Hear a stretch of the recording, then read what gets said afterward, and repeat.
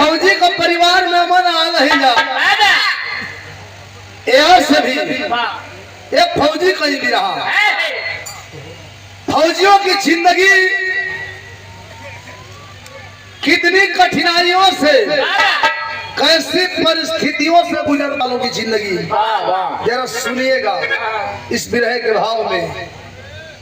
उनका पराक्रम भी है और उन फौजियों का दर्द भी है।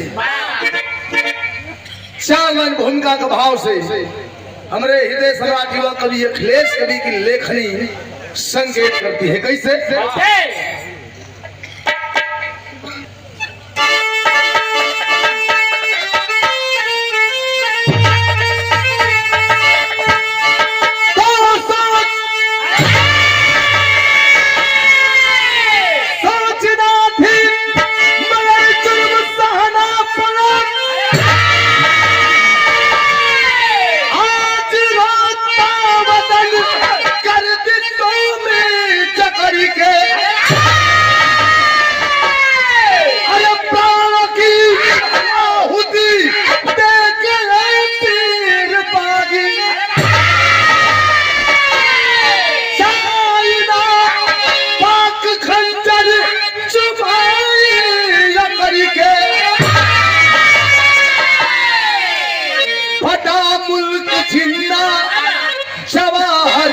टकराव से पाक फिर भी न माने सीज फायर।